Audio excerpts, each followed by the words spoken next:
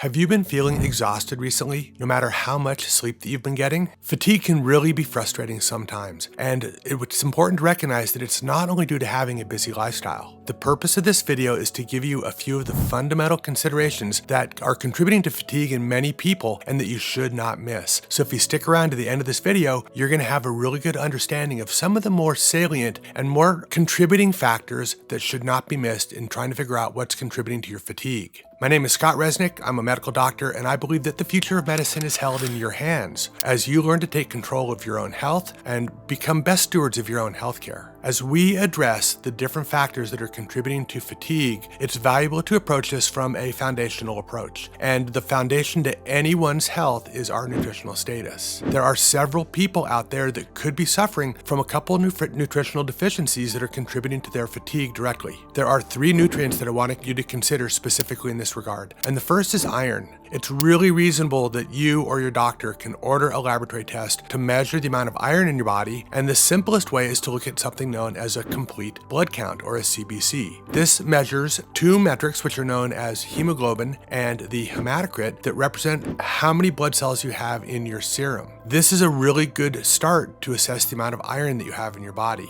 The other nutrient that's a strong contributor to the state of fatigue is vitamin B12. Vitamin B12 is important for our neurologic function. It's also very important for maintaining the way that our body makes energy in something known as the Krebs cycle. And the final nutrient that I want you to consider is vitamin D. Collectively, these 3 nutrients can all contribute pretty strongly to a sense of fatigue. And as we're talking about the different components that contribute to fatigue, I want you to think of nutrition and these nutrients that I mentioned, the foundation of a pyramid. Because as you know, as we build up the different levels of a pyramid, we need to have a strong foundation at the bottom so that the overlying processes in our body, the overlying systems, work well. Another strong consideration that you need to be thinking of in regard to your fatigue has to do with what I like to refer to as the energetic triad. This is the second layer of the health systems pyramid, sitting just above our nutritional status. There are 3 hormones that contribute to this important way that our body balances energy, and these are cortisol, insulin, and thyroid. Now, cortisol is known as our stress hormone, but so many of us could be experiencing fatigue from not only an elevated and an accelerated high state of cortisol, which is known as hypercortisolism, but it could also be due in time to a lowered or flattening of our cortisol curve over the course of the day. Now, I've made some other videos that can go over this, but I can tell you that if you're suffering from fatigue,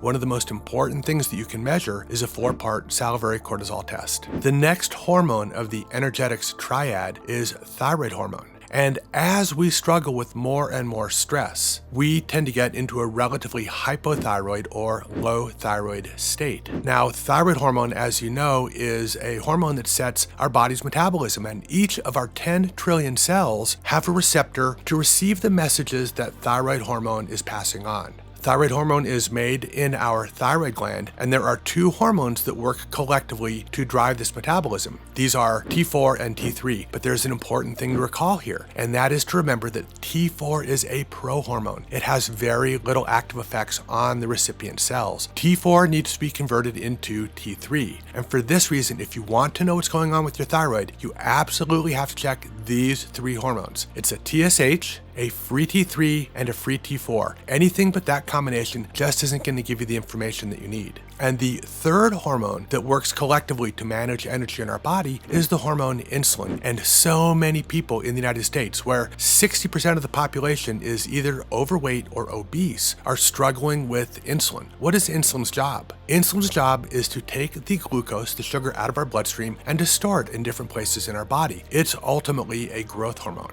However, as we consume more and more carbohydrates, as our weight goes up, we start making more and more insulin, and we develop a degree of insulin resistance. Now, as our insulin goes up, so too do our inflammatory markers. So there's our next opportunity to get a good look at what is contributing to fatigue, is knowing your cortisol levels using a 4-part salivary cortisol test It's looking at a complete assessment of your thyroid, and that's TSH and free T3 and free T4. And lastly, you have to know how well your insulin is working, and I recommend people measure what is known as a hemoglobin A1C as well as fasting insulin. Okay, moving along, the most obvious reasons that are contributing to fatigue, and these are things that you can turn around today, we need to be thinking about the way that our gut works. Now, the gut is a dynamic, complicated, and fascinating organ. We have the absorption of food, we have the production of neurotransmitters and hormones, and we also have our microbiome, which drives the way that our immune system works. So the very first thing that I want you to consider is how this gut lining, serving as a barrier between our immune system and the outside world, could be coming in contact with a food or another chemical that's causing a sense of fatigue by maintaining the vigilance of the immune system. So this could be a really simple self-assessment. I mean, think about it. Is there